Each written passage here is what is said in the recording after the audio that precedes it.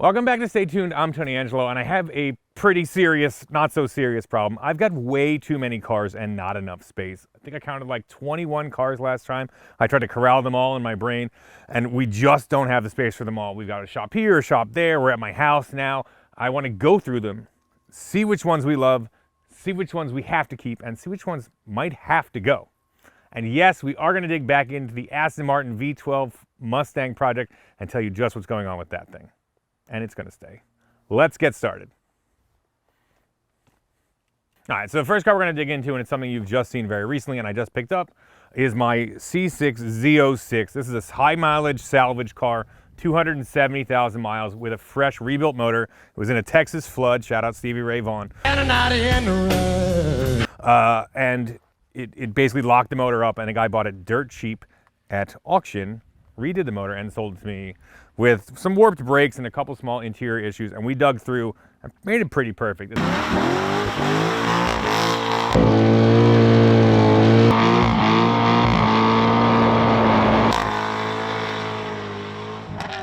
So this car is LS7 dry sump 11.1 compression, 505 horsepower stock. One of the nastiest cars ever made. I've been driving it just around on the PA streets. I really like it. I just got it. I don't think it's going to go anywhere.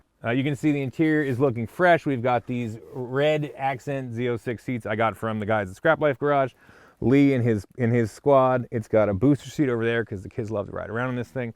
And it's generally a good car. I don't think it's going anywhere. I barely put 2,000 miles on this car.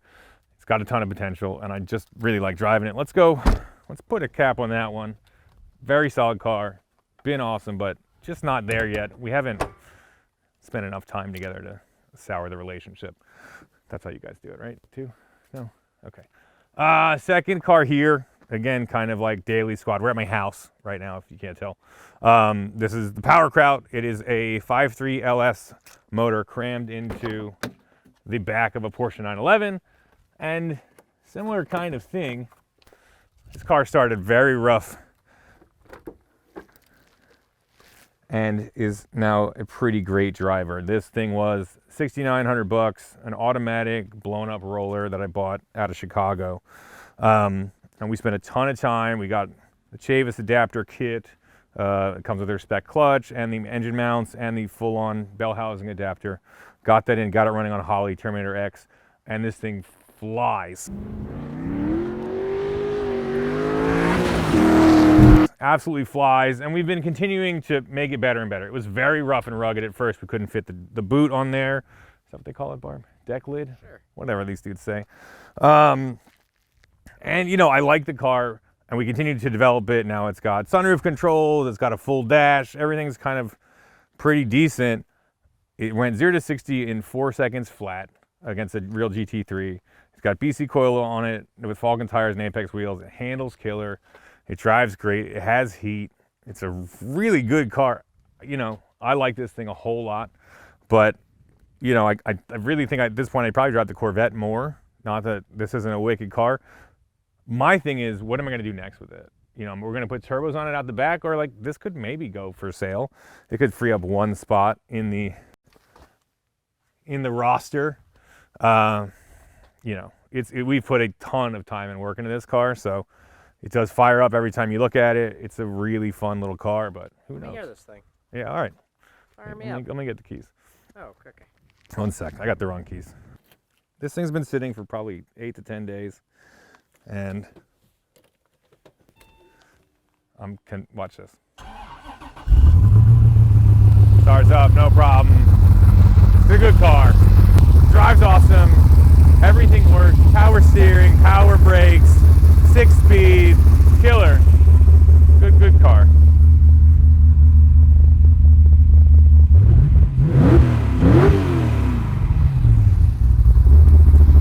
Idles, stays cool, everything works. So, does that mean I should get rid of it? I don't know. It is a good driving car, and it is fast. This thing jams. Yeah, Power Kraut, good car, early product for us. Got, you know, a really good response. Some of our best videos, I think. Awesome car. Does it have to stay around forever? I don't really know. I do like driving it, but I don't know what more we do to it. It's so good the way it is. I feel like that's the thing you're going to see. If I feel like we've done everything we're going to do to a car, it may be time to move on. And speaking of moving on, let's talk about this Mercedes E55. This is my 2000, it's not even mine at this point, 2005 Mercedes E55. If you don't know, these are supercharged V8s that make a ton of power from the factory. They make 490. With a little bit of work, they make even more. We did a VRP pulley upgrade, fixed pulley, intercooler, heat exchanger, pump, intake modifications, and it's already straight pipe. This thing absolutely flies. It's an animal. We did APR wheels and some Falcon FK 510s. Car's super fun, super rowdy. All right, so when Vice Rip Derek was here in the spring, we were wrapping this up and he drove it. And he was like, I love it. You want to sell it? I'm going to buy it. So he bought this thing a million years ago, 5-6 months ago. It's been sitting here. Happy to let it hang around. I think he's finally going to take it home. He's got a shipping set up for this week, so we're going to take it over to the shop. But yeah, very solid car, kind of terrifying. We called it the Schnell Cat because it's, you know, V8, rear-wheel drive, big old blower on top. Very cool cars. My kids loved this thing. They named it, what did they call it? Sherbert. I don't know why. I don't ask. They're 5. But the idea that they could all sit in it and it would, just the thrust from that supercharged V8, they are big, big fans. So when I sold it, they were not thrilled. And it's been hanging around. I can't wait to get it out of here and out of sight. That being said, I'm going to hop into the Z06 and we're going to rack back to shop number 1 and keep on going. Let's go. Yo, you seen Tony anywhere? Yo, Tony! Tony! Oh! Hey, I'm sorry, I didn't hear you. I'm having fun in the vet. I got my Raycon everyday earbuds in. The noise cancellation is incredible. That's my bad. And speaking of Raycon, they are teaming up with Stay Tuned to sponsor this video. So Raycon produces a super high quality earbud that rivals some of the best premium audio companies out there, and it starts about half the price. And while that's already a crazy deal, the Black Friday sale includes up to 30% off everything site-wide, which is insane. I wear these babies all the time because it's wicked loud in the shop and we're always making a racket, and active noise cancellation does a killer job of just filtering all of that stuff out. And what's really nice is they have a 32-hour battery life, so I only have to charge these things basically once a week in their little supply carrying charging case that even supports wireless charging. These things come in a variety of super cool colors, and they actually have these protective covers that come in lots of different patterns and colors, so you can kind of mix and match and make them however you want. So this is a killer time to get yourself a pair of these puppies, and what's nice is it's no risk. If you don't love them, you're not as stoked as I am, Raycon offers a 30-day happiness guarantee. It's time to save big for Black Friday. Go to buyraycon.com/staytuned to save up to 30% off site-wide. That's right. You'll get up to 30% off everything on Raycon's website when you go to buyraycon.com/staytuned. Get after it. All right, let's get back to all these cars. All right, here we have the Cyclone. This is my 1989 Chevy S10 4x4 that I built as like a down and dirty version of the 1991 legendary turbo all-wheel drive GMC Cyclone, but on the cheapest possible way to do it. I bought a running driving 2.8 liter V6 S10 for $1,200. I bought a 93 Astro van. They're all-wheel drive. They have the V6 in them for $800, and for $2,000 I had basically everything I needed to get started. I tore the engine, transmission, all-wheel drive transfer case, and front diff out of the Astro van and sent it back to the junkyard we got it from. Dropped it into this thing with some swap mounts and shorten the front drive shaft. That gets you very quickly a 4.3 liter V6 S10 that's all-wheel drive, and you are rocking and rolling. Of course, they're turbo, so we needed a turbo, and I found what I think is a crazy decent deal. This is an Amazon turbo kit. You get 2 manifolds. It's very much a copy of the GMC Cyclone Typhoon kit. It's got a little T3 turbo over there, comes with a wastegate, crossover pipe plus 2 manifolds and the oil lines, everything included for $650, and it can be at your door in like a day. So that's what we did. We got an Edelbrock 4-barrel manifold, a quick fuel blow-through carburetor. That's about the fanciest piece on the car. got it up and running, and with different tweaks here and there, got it to run 0 to 60 in 4.2 seconds, which is screaming.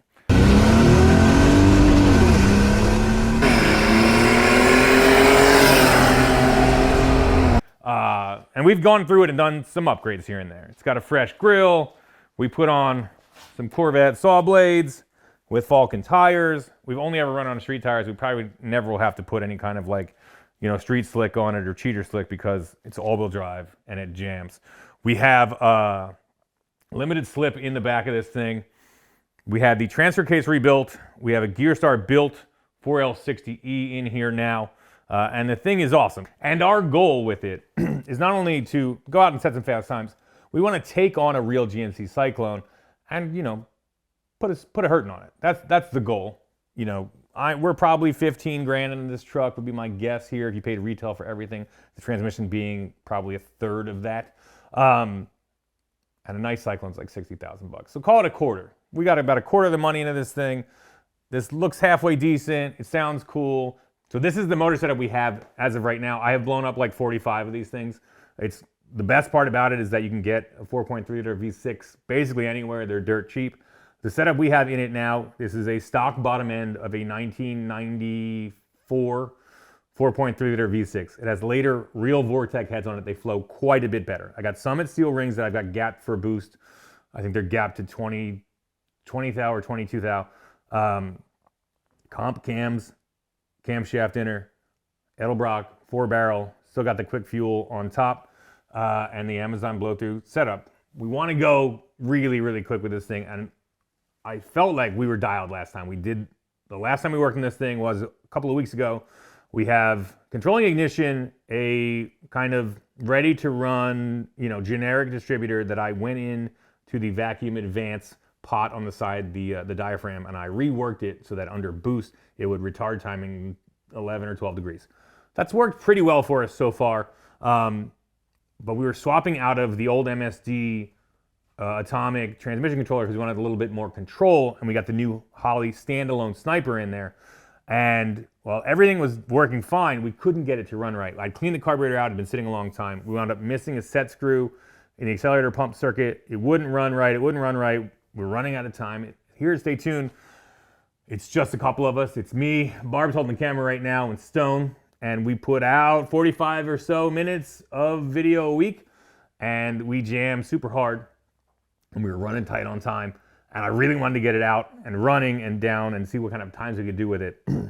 We got the carburetor figured out. We got it fixed. We got it to run awesome. But as soon as you laid it in the boost, it was breaking up. It was sad. It was hating life. And we realized that we're having a fuel pressure issue. So we had a lack of a filter. That's our bad from who knows when we slapped it together.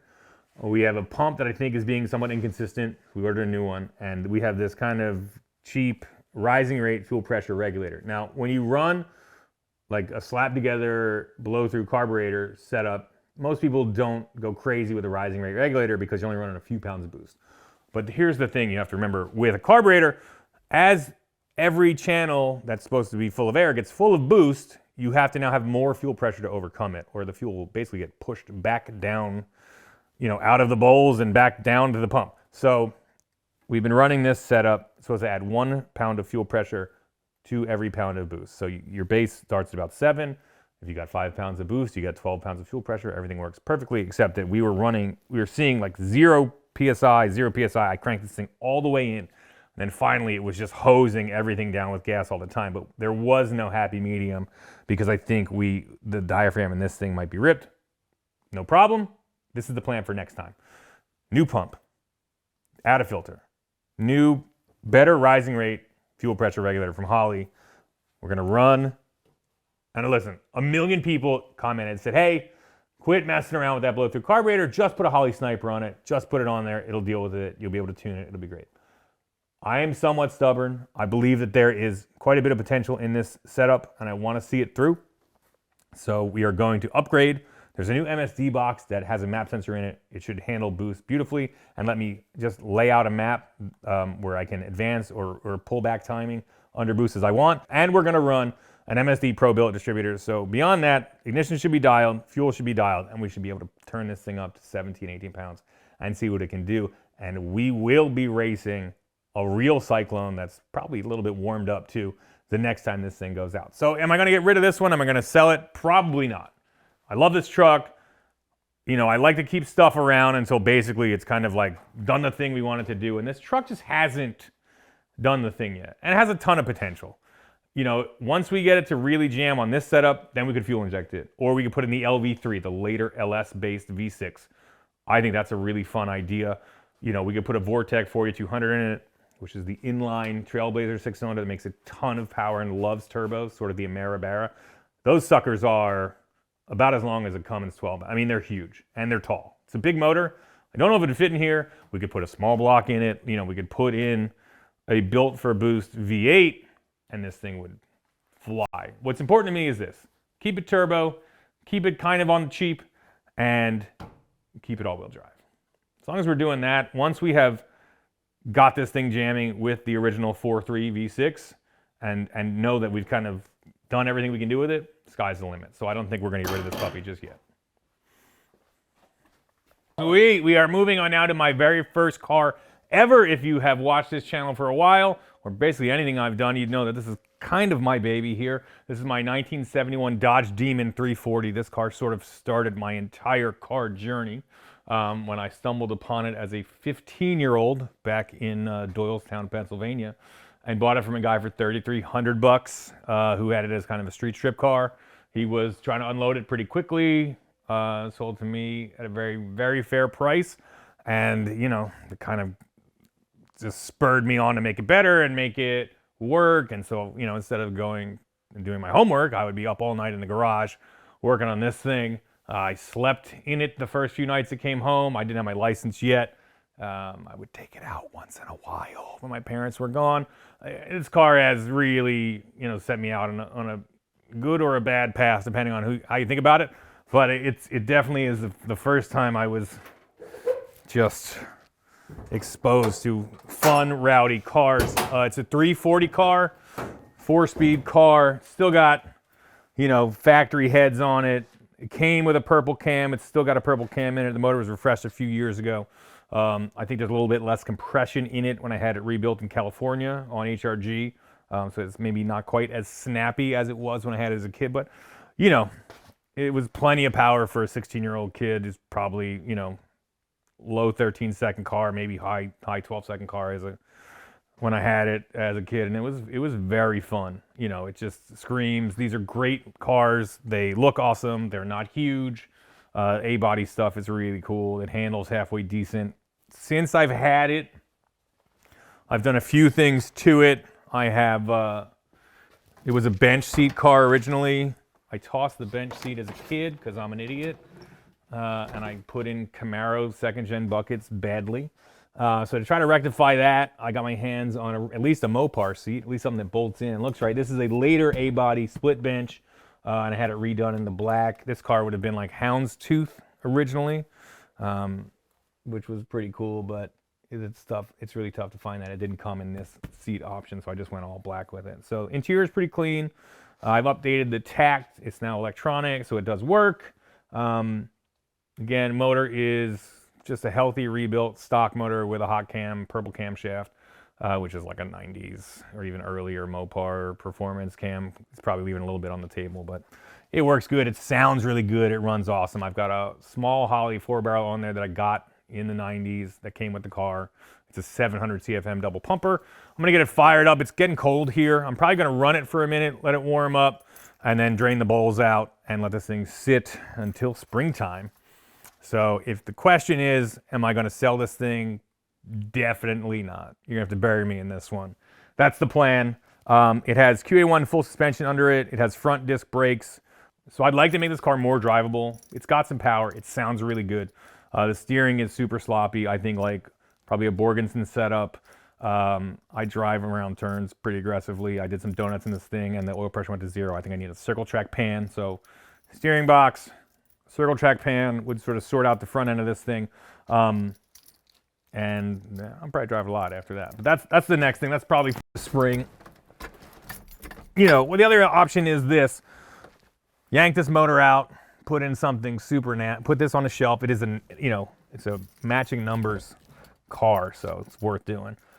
Save it and just build something radical like a 418 stroke or small block or, Gen 3 Hemi, who knows. Oh, it's gonna sit in a minute. I'm gonna get a splash of gas. These mice have no respect out here. If you live out here in the woods, you got to keep air cleaners on your cars. If not, the mice will go right in there and make a home. So why are we filling it up to fire it up and then drain the bowls out? I don't know. Because it's America, man. Yeah, because I can. Because this thing sounds good and I want to hear it. That's why. All right, ready? Yeah, river rims. All right, let's hear this thing.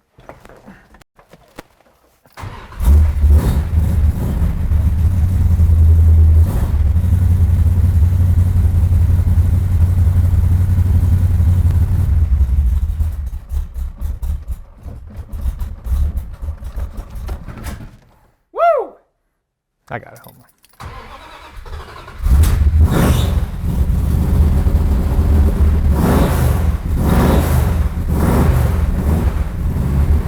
Try to let it warm up for a sec. Give it a sec. We tuned this thing at West Tech in LA. Runs real nice. No choke, obviously. It's like in the 40s today here in PA, so.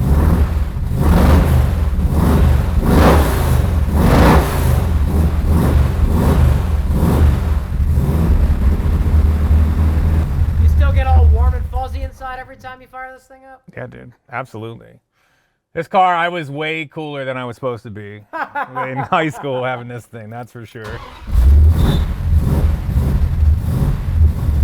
Starts up instantly when it has some gas in it.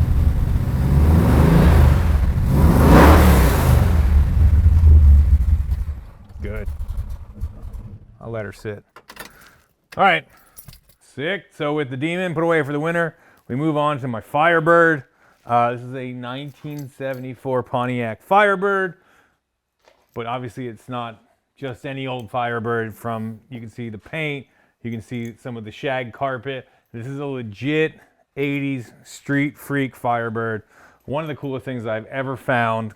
Kind of irreplaceable. So this is like legit 80s crazy candy paint, lacquer paint job. The guy that owned it painted it himself. Just a wicked special car. Full velour interior, shag carpet on the console, shag carpet on the parcel shelf, like 8-track players still rocking. And what's cool is it was in the 80s, it was a show car. It was a 350 with the blower, 671 blower, 4-speed car. And so I found it as a roller. But the paint was still there. The interior was still there. Everything was grimy and dusty and gross. But I just wanted to set it back to more or less how it was in the 80s and then turn the power way up. Now we've gone through this car like crazy. We have replaced more or less every single moving part in this car, from suspension to brakes to motor to transmission to the rear end. It's wild. It turned out awesome. We have a bazillion hours in this thing. That is a 1975 Pontiac 400 motor, which is the last of sort of the strong metal blocks. It's with Butler performance parts. It's been bored and stroked to a 462. It's all dialed in for the forced induction of that Speedmaster 671 blower.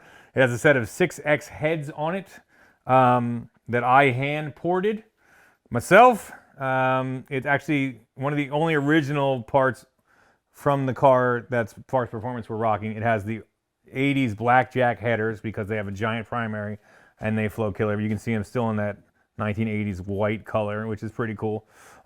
This thing runs like a top. Comp cams, roller camshaft, full on serious business, absolutely everywhere. It made about 570 wheel horsepower through stock hand-ported iron heads. It is awesome. This thing weighs 3,900 pounds with me in it, and it's run as quick as a 1080 in the quarter mile.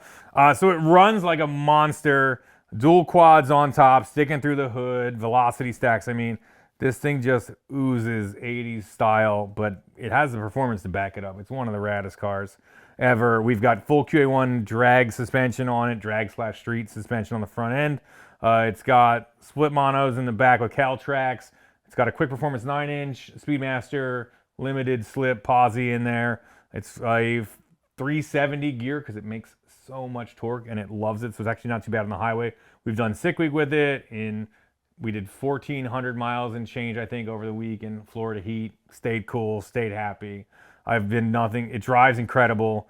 It's got a Tex Racing, which is now G4 South, NASCAR style, early NASCAR box, T101 4-speed, dog box 4-speed in it.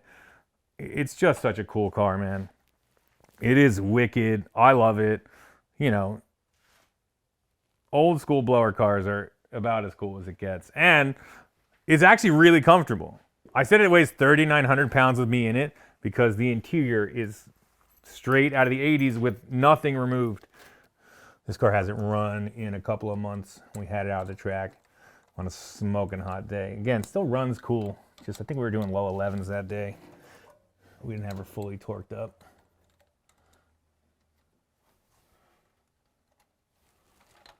Yeah, just a little bit still in there. So I may have to go through and clean these carburetors out down the road. We'll see though. We just did it before that event, if you recall. I'm not gonna bother with the other side. Sweet, all right, the last thing we're gonna look out before the sun goes down out here is this sweet rig. This is my 1983 GMC Sierra 1500. It's a square body, they're awesome. I got my hands on this thing, dirt cheap, $1,500. It is an inline 6-owner 250, 4-speed overdrive manual box. Great little truck, long bed, short cab. Not really much to it. We just dragged it out of a local shop owner's shop. It had been sitting since 2010, I think it had been, or no, 2007. It had been almost 18. Well, do you remember how long it was? No, long time. Long time. Long time. It's been a long, I think it was 18 years. We just put some fresh gas in it, cleaned a few things, fired right up, awesome truck. Then we dragged it over here and really started making it kind of a driver. We did fresh exhaust on there, new rotors, new calipers, new pads in the front. Then we came in here and made it livable. This truck had the rear window blown out from a tree falling on it. You can see some dents on top of this thing. And it kind of made the interior just disgusting. Animals are running through here, playing pickleball, doing whatever they felt like, having a good time. And it was disgusting. So we came through and we said, hey, we want this to be a shop truck. You can see it presents pretty well. It's not like, oh, wow, what a sick, incredible truck. But, 25 feet away. She's a looker. We wiped it down with Derek's wipe on clear coat. Paint really started to pop. We hit it with the East Coast Speed Stay Tuned logo for a little bit of, branding on there. Kind of like let you know who's driving it around town. And I kind of see it as a parts runner. It's an inline 6, so it's not going to be like a crazy torque monster, but it, pull a couple motors around, no problem. You can go get a bunch of gear with it. Long bed. I like the idea of it just being a kick around fun shop truck, but the interior was nasty, so we came in, painted up the door panels, new dash from Speedway, seat covers, seat foam, new mat. It's ready to rock. The only thing with this truck is that I bought it from a local guy who said, yeah, I have the title for it. And when he handed me the title, he was signed in as the buyer. When he handed me the title, I didn't even know what it was because I'd never seen one that small. It was the original 1983 title from the lady he bought it from, signed to him in 92 or 93. It was about yay big, and his name was in there as the buyer. So I couldn't do anything with it. In Pennsylvania, there's a buyer and a seller. And basically, both of you have to go to a tag spot together, get it notarized, make it legit, and then pass it on. But since it was already signed and notarized into his name, even though he'd never gone to the tag spot, he had to go and get it put in his name. So my buddy Tom is now waiting for the title to come in, then we'll go put it over to my name, and I'll have a driver, a nice solid work truck. Here.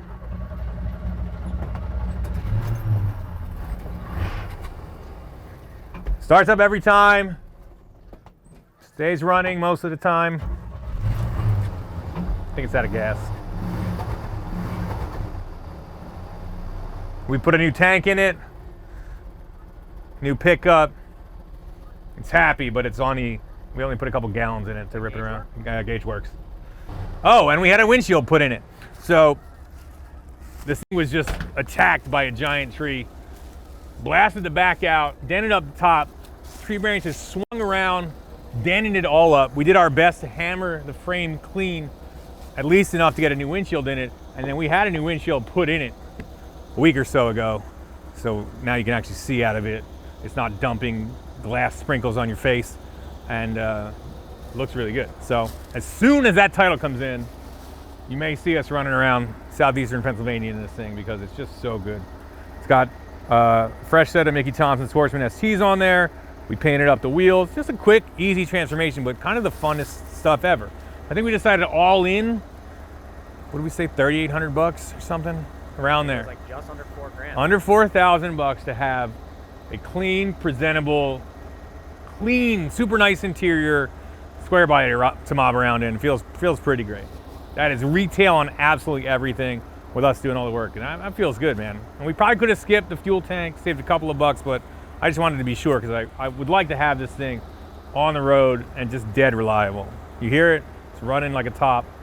It's just a good little truck. Am I gonna get rid of this thing? I've never even had it, I've never even legally owned it officially yet, so probably not.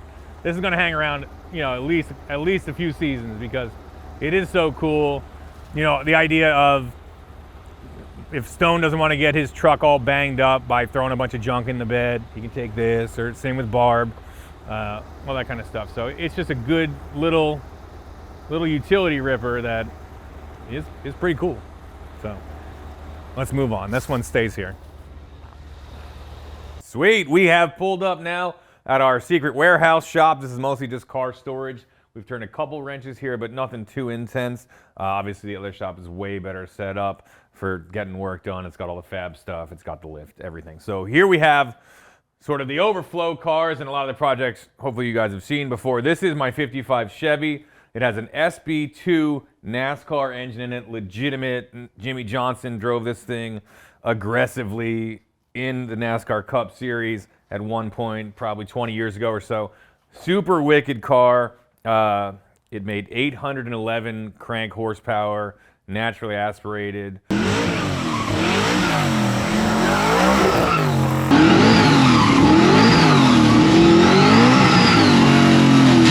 It's just a wicked, wicked beast.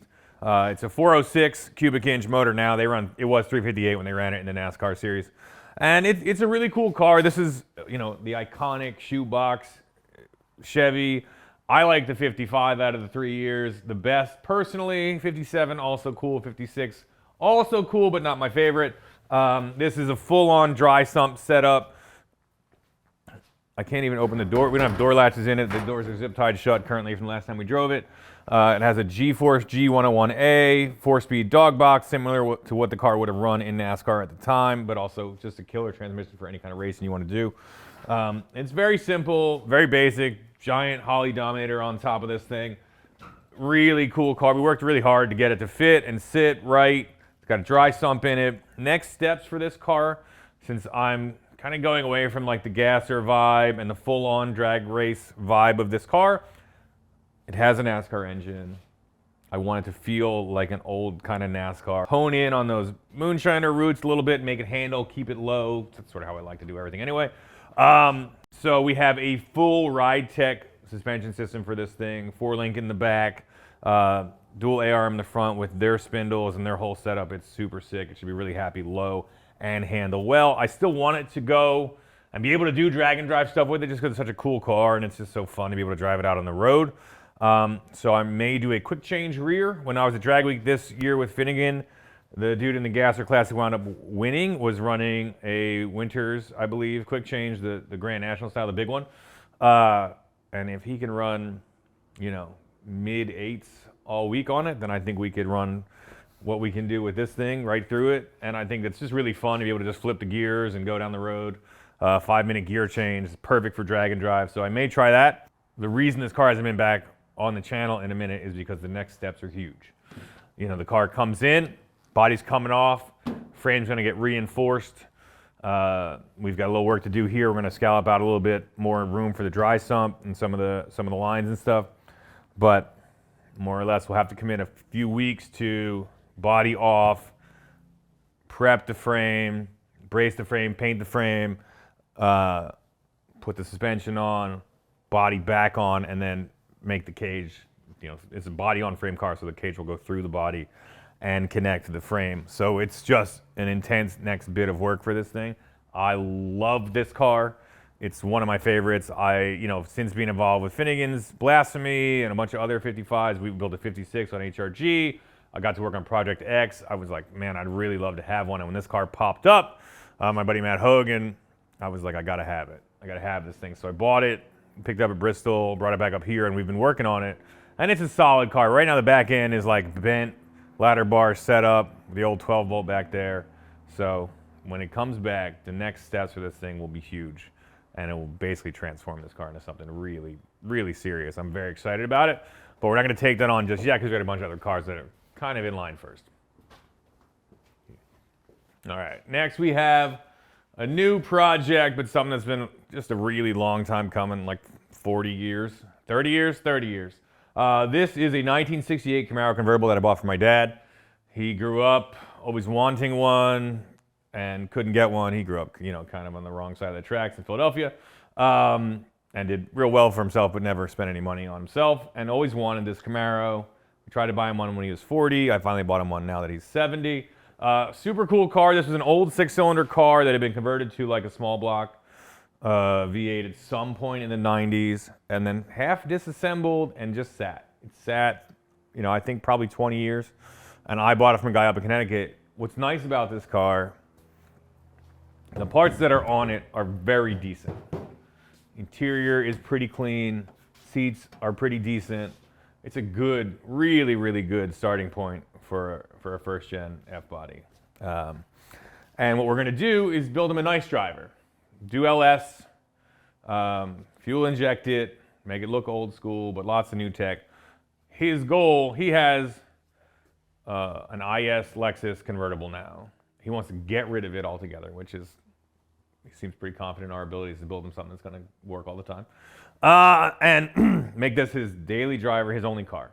Now, luckily, my mom has a little SUV. They can drive around if there's any issues. But the plan is we're actually getting this thing to paint. That's the next big step. So we've put on a ton of AMD sheet metal, the whole front end, trunk lid, front fenders, and we've just got it all sort of fitted up.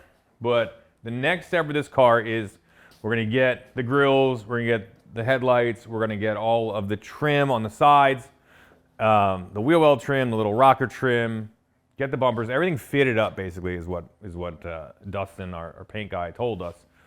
And then take it off, hand it to him and say, go nuts. So that's supposed to happen in about a month from today. So on the side, we'll kind of be working on this thing, getting it ready. This will be the first car probably we've ever painted. Barb, is that right? Yeah. First car we've ever had painted on. Stay tuned. It's not really our thing. We usually buy them and maybe we'll polish them up a little bit. But actually laying down some paint is new for us. We've got to fit a few things and make sure it's right. Send it off to Dustin and see, let him take over with his expertise. He'll paint it up. He'll make it look legit. And then when we get it back, we'll put it together. And while that's happening, we're going to build a drivetrain for it. We've got here a 327 that's out of a 68 Camaro and a 5.3 liter all aluminum motor that I've got. And since they're both 327s, we're going to build them both, take them to dyno and see how they do. And then he can pick which one he wants to put in. But my guess is he'll probably go for the LS motor.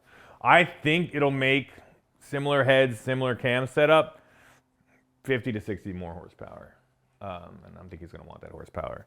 But wild card, I just got these PSI motors. There's one in my C5 Vet now.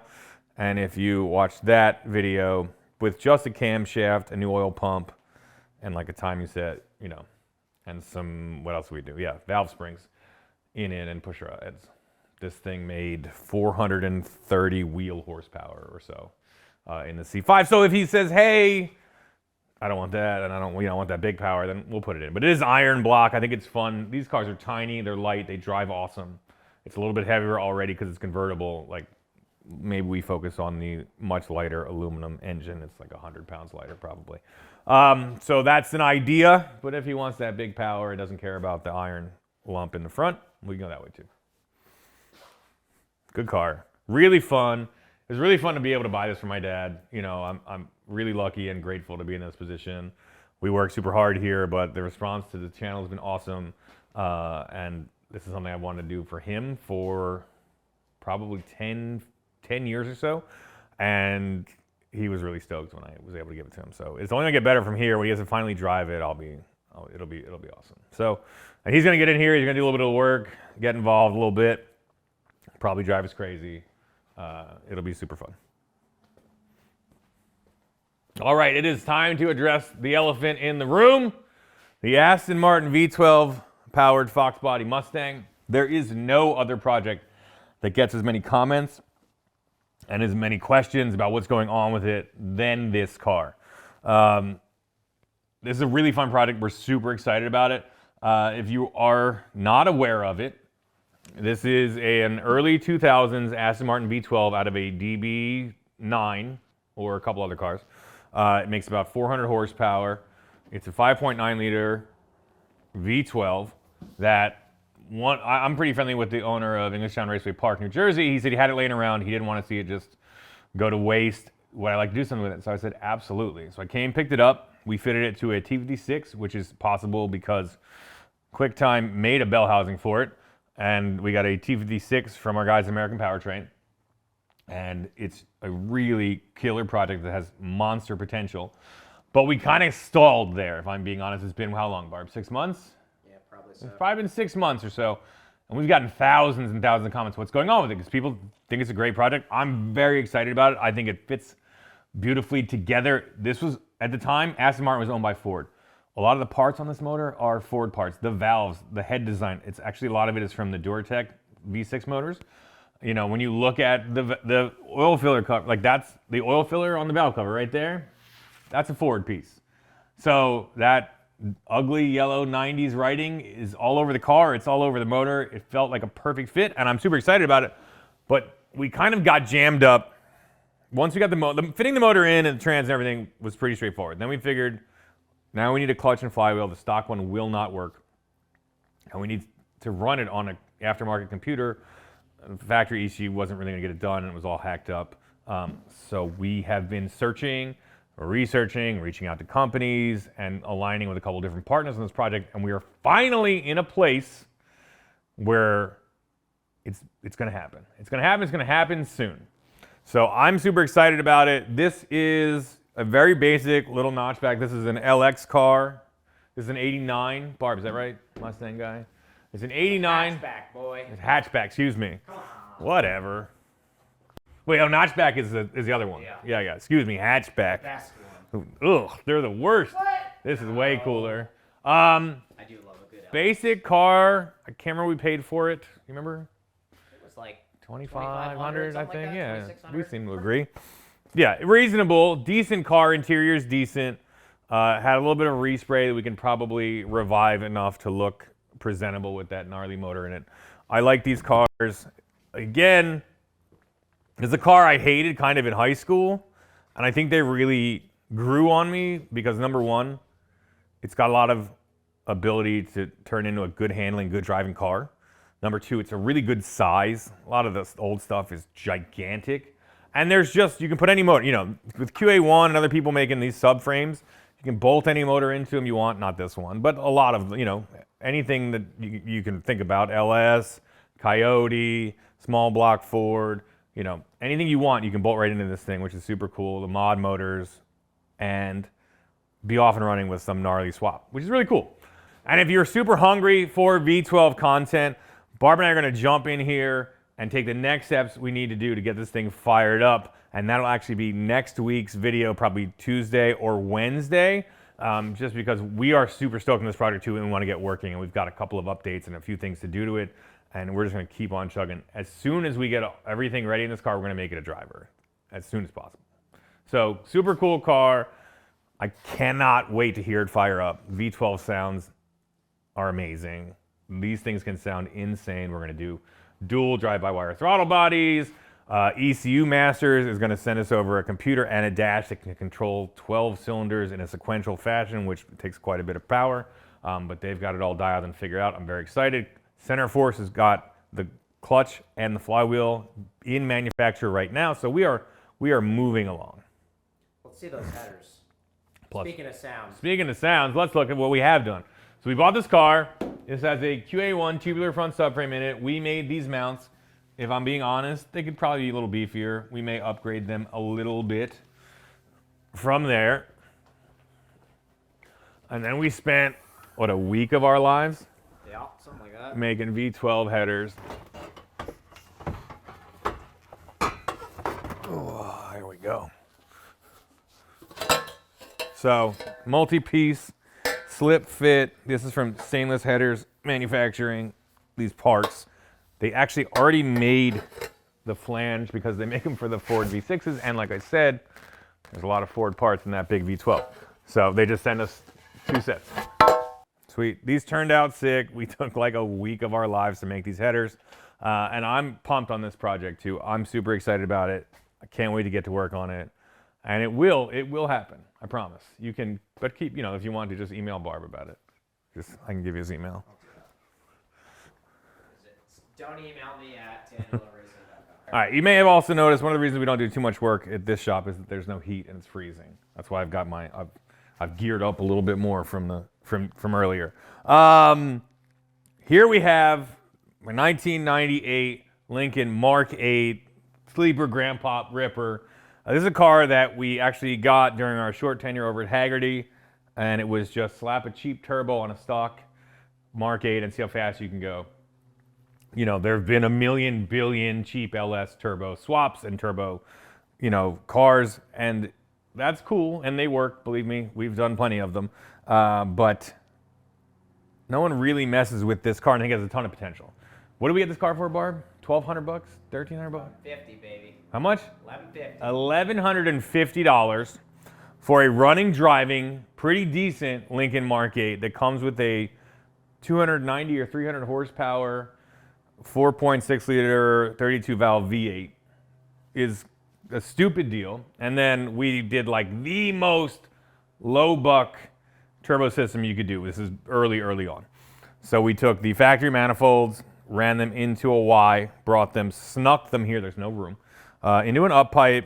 We did a real low buck Motes quarter horse, which is like you dig into the factory ECU and you add a chip and allows you to do some pretty rudimentary tuning. They've since gone out of business, I believe, so it was tough to get support for that. But all in all, just some big fuel injectors, big pump, the quarter horse, and the cheapest turbo money can buy. At the time it was, I want to say $123, the old Mr. Speeding Rods. Max Speeding Rods, it's a knockoff of a 3582. This thing made 390 wheel horsepower. We were all in for $4,000. That's pretty nasty. That's talking close to 500 horsepower, probably 500 to an automatic, for $4,000 on a car nobody cares about, but underneath is a very decent car. These handle good, they drive well, they've got beefy drivetrain components. I like this car a lot, and obviously then we blew it up. It's what we do, it is what it is. I took it to the drag strip, I let her eat, I didn't let off the first run, things were not going great. The boost on the track turns out much higher than the boost on the dyno, and all the stuff that was on the inside of the engine became all the stuff that was on the outside of the engine. After a lot of disappointed looks from the guys at the track, we swept everything up, brought it back home, and started making moves towards going even faster. So what we have in here now, what is under the beating heart of Grandpa's favorite golf cart, or whatever you want to call it, the world's nastiest senior mobile, is a fully built, forged bottom end, a bunch of factory parts, but more or less what would have come in a Terminator, right, Barb? Yeah, pretty close. It's more or less a Terminator bottom end with a fresh set of heads on top with gnarly cams and a much bigger Turbonetics turbo. Plus meth injection, and it's pretty nasty. This thing made 440. horsepower. We were blown away, man. I couldn't believe the kind of 544. torque that it made too. Awesome. Awesome. So it's a ripper. It's got a fully built gear star transmission 4R70W. It has tons of potential. It's sleeper-ish. It has an exhaust pipe sticking out the fender. We took it to the track a couple months ago when a bunch of my buddies came out and we tried to run all the cars, which turns out is pretty hard to keep 4 race cars running. And this thing, we'd never really had trouble with it after we got the new motor set up in it, but it fell on its face. It was running, it wouldn't run. We tried to drive it to the track, it was a hot day. And I think we have not enough fuel pump in it and a pump that's dying. So we're gonna go back, plans for this thing next, and I love these plans. This is the plan. I want to get the exhaust to run out the back. I wanna get a set of stock wheels. These are some pretty cool, like CR Kai knockoffs that we got on eBay that are rad, but they're too rad for this car. This car should look pretty subdued and pretty boring. So exhaust out the back, stock wheels, drag radials on the back of this thing. Obviously fix the fuel pump, get it running, get it happy. And then I want to get some movie makeup going on, dressed up old men. Maybe the bellies, maybe we have them ourselves. I don't know. Either way, we dress up to look like 80-year-old dudes. We walk around like this, we get movie makeup on. And then we go and either find some street racers or hit up a drag event and just try to clown on a bunch of dudes. See if we can poke and prod some people, show up in our old grandpa's Lincoln, which has no cage, it has a couple gauges hanging off the pillar, and leather seats still, and just go and hurt some feelings and laugh and laugh and laugh. So that's the goal with this thing next. It let us down quite a few times, but I really do believe this car could probably run high 10-second quarter mile, which is hilarious. And it would be fun to see a couple of old grandpas driving it down the road. So, buckle up. Let's move on. So what we did, which is my old drift racing trick, I forgot, we put meth injection on it, and it has nitrous. So what you do is you put on a big, healthy turbo that your engine doesn't really want to spool down low, and then you kick it in the pants with nitrous, get that boost up, turn the nitrous off for general safety, and let the turbo just keep on spinning. It works awesome. But tell me what you did on your drift car with the nitrous. We didn't turn it off in the drift car. Everyone else was turning it off. We didn't turn it off. We just let it go. That sounds right. Yeah, it's fine. All right, so we have kind of a wild card here. This is my 1978 Lotus Esprit. I always love to look at these cars. They're super wicked. It's like a rear engine or mid-engine sort of low buck supercar at the time that I bought it. Bought it a few years ago. It does run, it doesn't drive, and it's kind of been sitting here forever. This is, when I tell you, everyone at the shop's least favorite car, it is everyone's least favorite. I bring it up, we could get that thing running, and nobody wants to work on this car, mostly because it's tiny, and it's British, and it's old, and it's weird, and it only makes 140 horsepower. But this is a wicked cool little car. You feel like James Bond when you sit in it. You feel like a giant. It comes up to my waist, basically. It is a tiny, cool little car. One of the big holdups is that it came with an incredible set of BBS 3-piece, like legit magnesium center wheels. And I was like, awesome, we'll get them fixed up. We sent them over to a wheel repair guy. And he came back and he said, look, all the centers are cracked. They basically can't be repaired. They can't be welded. You're kind of, SOL on these. Try to find something else. And just to roll it around, I found some like super high offset Honda wheels, which obviously are pretty wonky and not going to get us looking right or driving right. The back is sunk in like 15 inches. But the car runs. I believe there's a deal with the clutch hydraulics. The brakes are fused stuck. But what's really cool, I was like, wow, it's going to be absolutely miserable to find the parts for this car. But because it was built in a shed by a couple of dudes at Lotus back in the day, there was really only all these little tiny manufacturers all use the same parts. Triumphs and I think early Jags and all these things, they all have the same brakes. They all have the same suspension arms. So like MGs, Triumphs, Lotuses, you can get the parts. So I already have all the parts to redo the brakes. They're sitting in the car. It wasn't that hard to get them, which blew my mind. The motor does run. I got to put oil in the carburetors or something, if you know these things, to get them to work. I think we drained it out and someone's like, no, you need that in there. We'll get it fired up. We'll get it running. I would like to see this car run and drive under its own power. I think if you got the Euro bumpers, Barb cleans the paint up, had the seats redone, it's a really radical little 70s car. And It is tiny. You put this car on like a backpack. Oh, man. Woo! This is so cool. It needs a full interior. Strike everything I just said. Everything is peeling. This headliner is gross. The seats are awful, but it is like being in a. I'm almost claustrophobic in here. It feels kind of weird. Wow. Let me close the door. Wow. Oh, it's so cool. It's so weird. You better get me, honestly, Barb, you better get me away from this car because I'm falling in love with it. You have to get in there. You got to get in there. Give me this.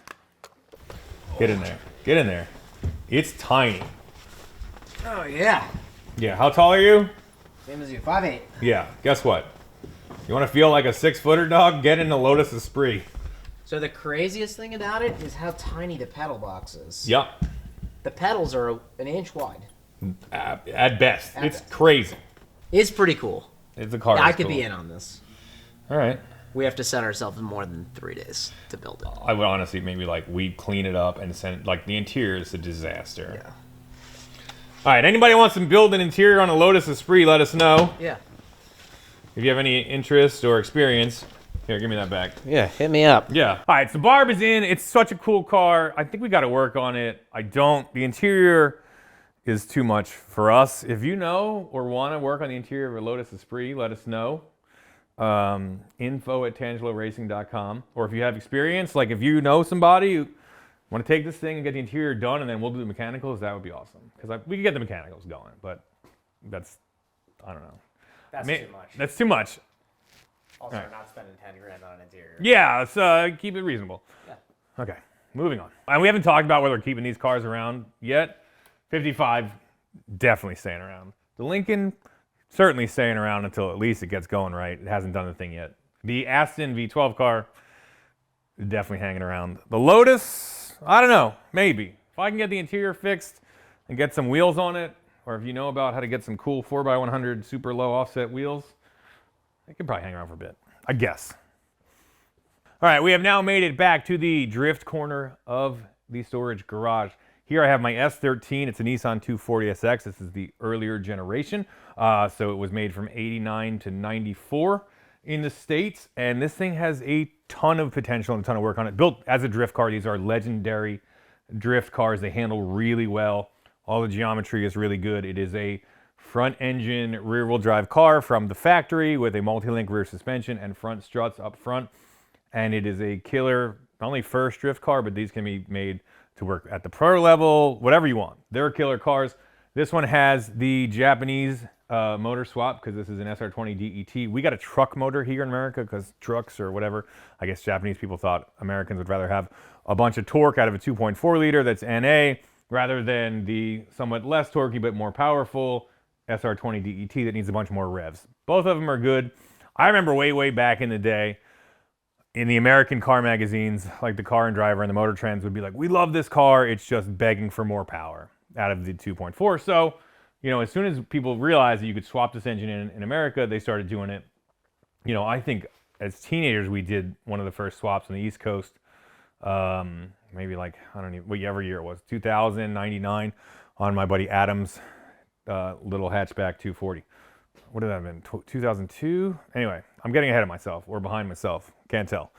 But this car has a ton of work done to it. So it is an SR20 DET long block that's stock. It's got a twin plate clutch in it. It has a hybrid super gnarly turbo setup on the factory manifold. It's got a Link ECU controlling big injectors. It's got a big pump in the tank. When I got this car, it had been sitting since 2009. It was actually in a different car, but I got this motor out of a very rusty car that my buddy was daily driving like 15 years ago. Got it fired up. Motor inside is still in beautiful shape. It runs great. Jimmy Oakes came down, tuned it on the Link ECU. Originally it made like 400 wheel horsepower. We turned it down to make it, you know, live a little longer, but I think we landed around 325 wheel horsepower out of a 2-liter 4-cylinder turbo car, which is pretty fantastic. And again, everything here is stock. Big turbo, stock motor, probably 400 horsepower. Awesome car. These cars are super light. They're like 2,700 pounds. This thing's been fully stripped. One of the reasons I bought this car instead of trying to deal with the old rusty coupe that I had is that this thing is a rust-free Florida car that already had a cage in it. It's got a ton of stuff. We basically had our hands in the brakes. It's got new BC coilovers on it.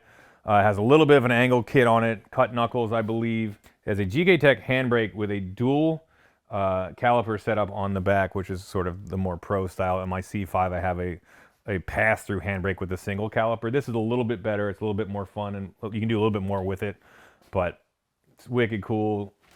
You know, proper race seats, proper cage, over fenders, wide body. I mean, big. It's got the Link dash in it. Full wiring, specialties wiring harness. It is a good car. I was building it as a fun drift car for me to have. It kind of got blown out of proportion and turned into something pretty serious. And I don't know. It's not. I built my C5 now to be like my fun kick around drift car, or really fun kick around track car. Sort of do everything with it. So I don't really know what I'm going to do with this. There's quite a bit of dollars and time spent into it. This one could probably go. So if you're looking for a almost serious 240SX drift car, bash bars, there's a ton of parts, this one could probably go. I realize I haven't said that really about any cars yet. Like maybe one. What are we in? 15 cars in so far? I think that one could probably go. Although, guess what? I like it. All right, moving on. It is time to unleash probably the nastiest car in here. If you don't know, I was a muscle car kid as like an early teenager. I bought my Demon when I was 15. And I got into by the time I was 18, I worked at a Porsche 944 shop. At 19, I had a bunch of Volkswagens, air-cooled or water-cooled Volkswagens that drove pretty good. And then I bought my first car, Mazda RX-7, and I did like 15 years of intense drift racing stuff. And this was my last pro car. I competed professionally in the Formula Drift Series. And this is my 2013 Scion FRS. This car is an absolute psychopath. This car is a lunatic. It is powered by a stroked Camry engine, believe it or not. It was a 2.4, now it's stroked to a 2.55. It's about 10.5 to 1 compression, fully forged Brian Crower bottom end, rotating assembly. It runs about 30 pounds of boost through a Garrett 3582. It's running on a Motec. It is on nitrous, and it runs on E98, like a pretty racy ethanol. It makes, it's tough because it likes to spin the tires on the dyno, but off the nitrous, it makes about 705 wheel horsepower.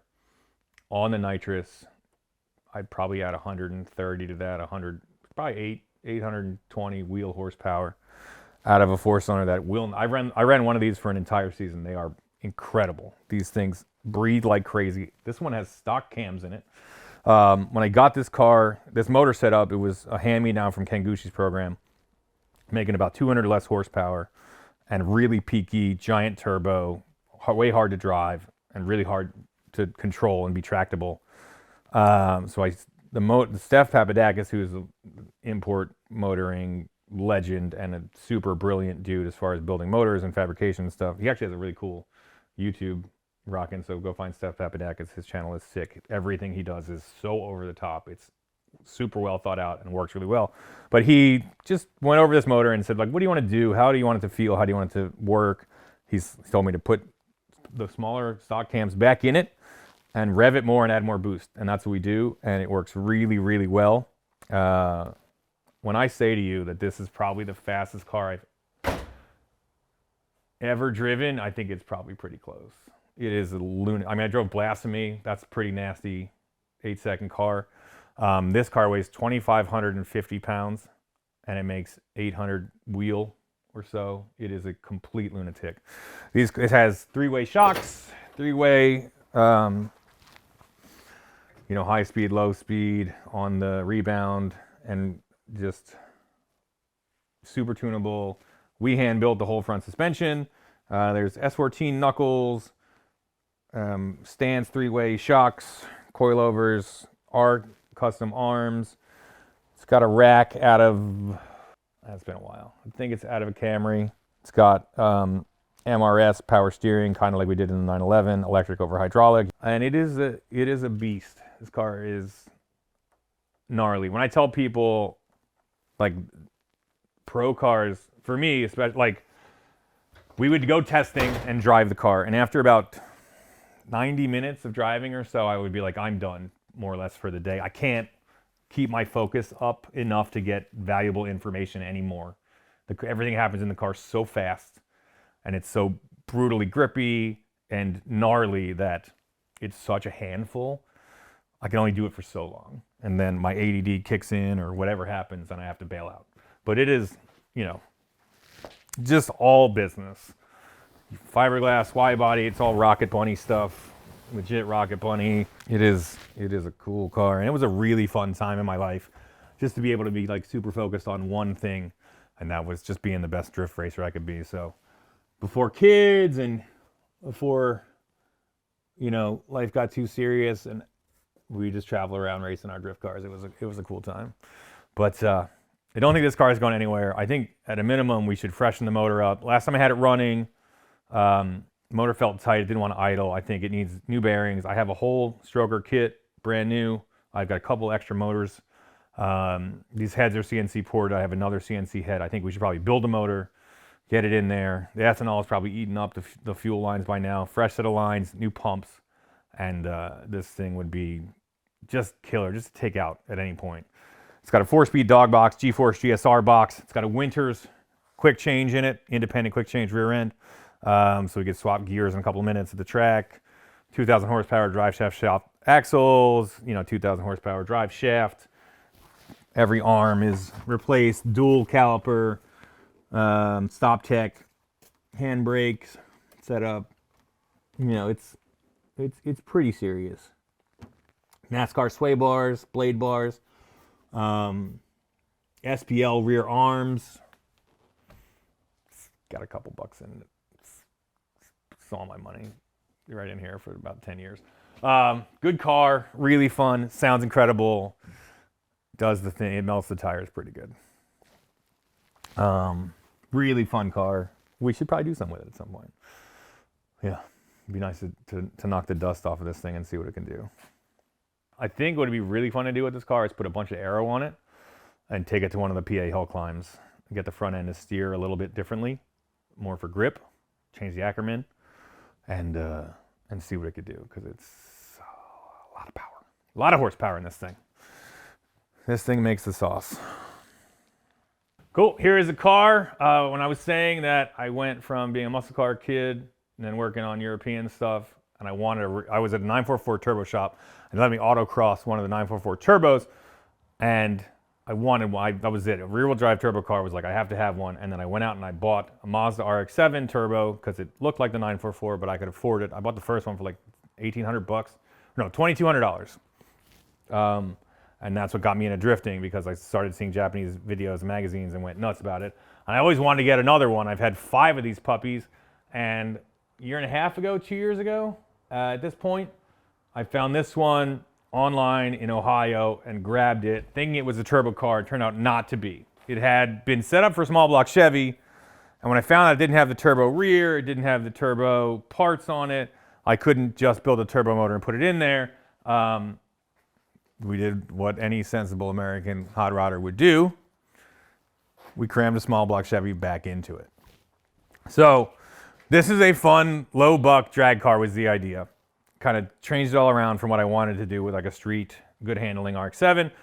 Let's make it jam, let's make it fast. We bought a $200 iron small block Chevy, short block, crammed on a set of Summit heads and a big camshaft, and don't know how much power it made, never put on the dyno, but this thing jams. Jams pretty good.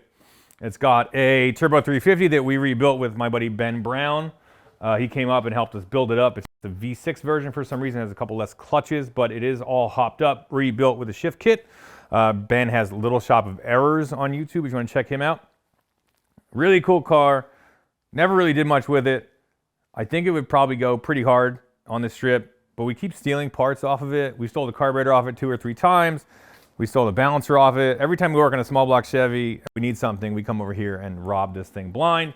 I feel like we've abused it and neglected it, and it kind of sucks because it is a pretty cool little car. We've talked about hanging a couple of turbos off this thing and seeing what it could do. Also a possibility, we've already got forward-facing headers, but it is a cool car. I like it. I don't know if we're gonna keep it around. We should probably at least take it to the track one time and see what it can do. It's got a little bit of a cage in it. You know, it's a 350 horsepower, tiny little Japanese car. All good things. Handles better than it should. Brakes work better than they should. It is a cool little car. These things drive great, really rigid, light chassis. It also Hooks like crazy. It's got a trailing arm rear end. It's independent, but it's a trailing arm setup, and they seem to hook really well in a straight line. So we should take it to the track and then probably get rid of it. So if you're looking for one of these guys, hit me up. We need the space. Yeah, big time. Good car though. Do we have a title for this? We have a title. There's a title. He has a title. I got a title. All right, here is a car I really like. 1970 Oldsmobile Cutlass, iconic year. This car has a decent body. This car never became exactly what I wanted it to be. It's kind of a letdown car that I want to revive, and we have a plan to do it.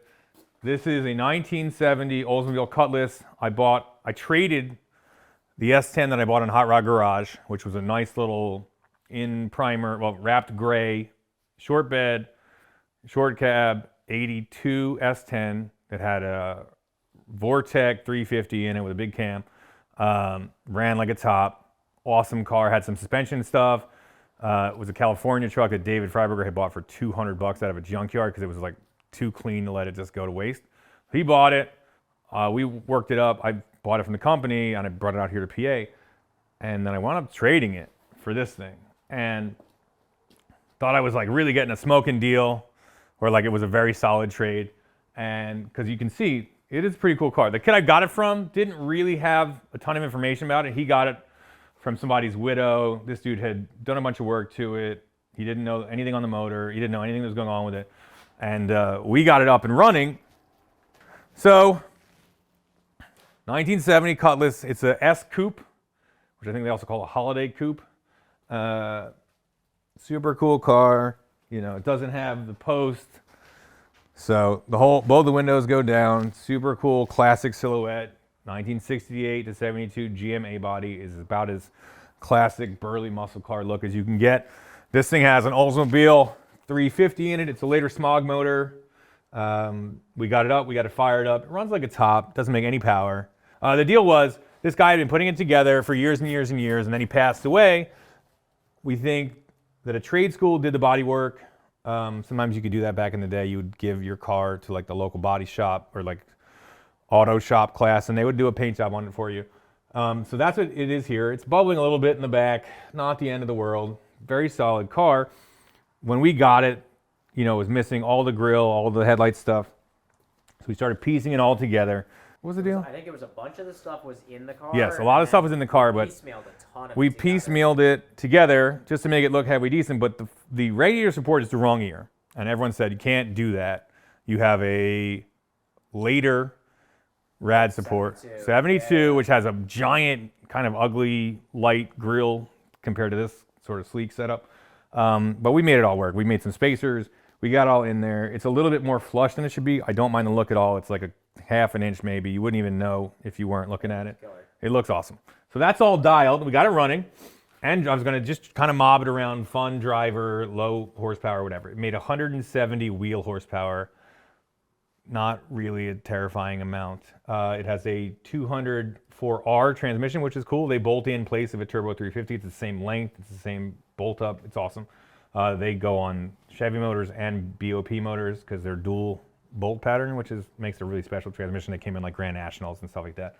So we got that in. We got a lock controller on it, you know, and I did a little bit of driving it, and I was like, man, it sits so crooked. It sits so wonky.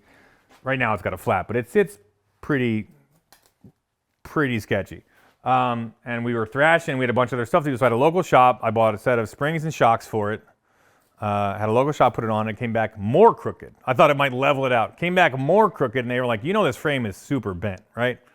And I said, no, sir. We hadn't really even dug into it. And so, yeah, here we are. Nice looking car, good running engine, decent interior. We cleaned a bunch of it up, like so much potential.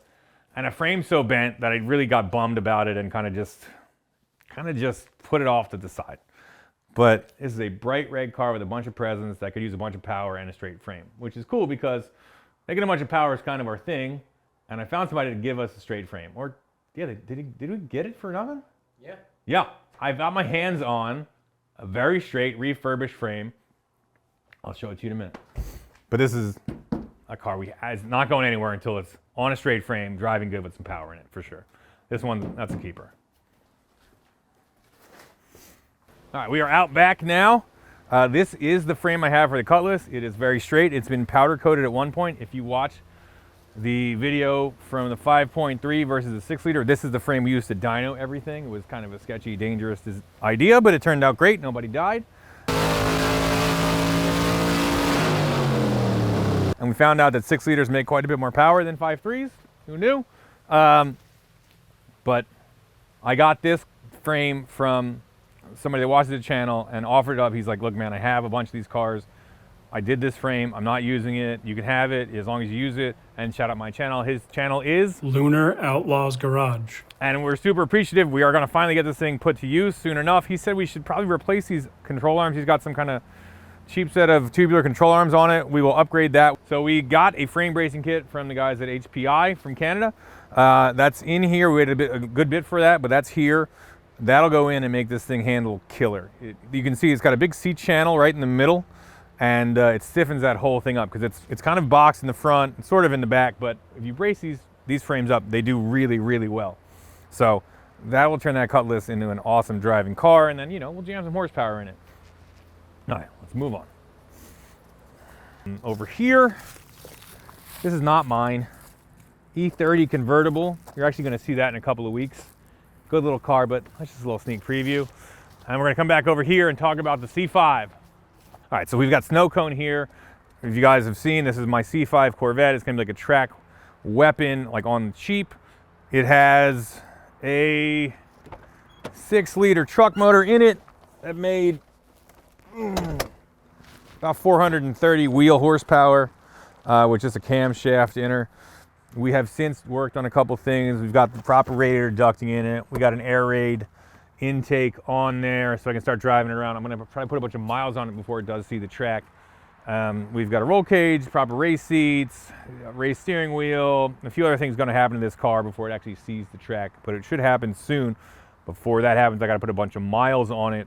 So I've been kind of driving it around on the streets. Barbara and I are gonna hop in it now and get out of here, but it runs really well.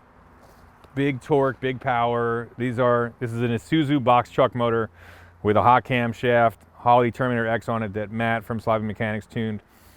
Runs awesome. The car feels amazing. We want to get it aligned. We know it's been in a little bit of a wreck in the back corner. See how bad it is. Make sure that the frame's not too tweaked.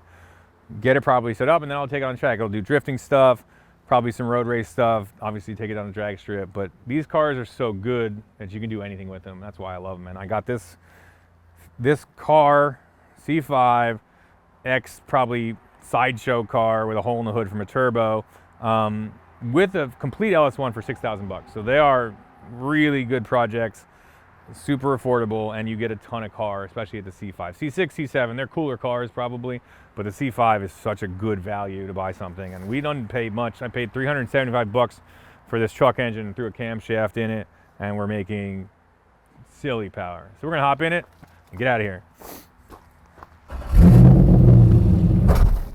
It's in gear. We'll do it again. There you go.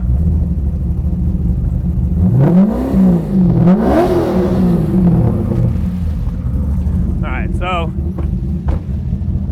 that's kind of the list of all my projects and problems.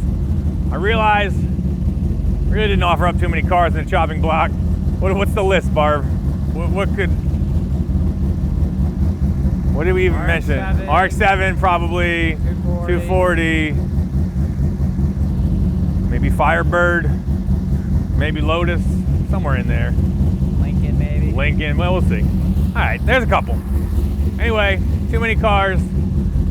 All of them are problems. I'm having a blast. Support for the channel has been crazy.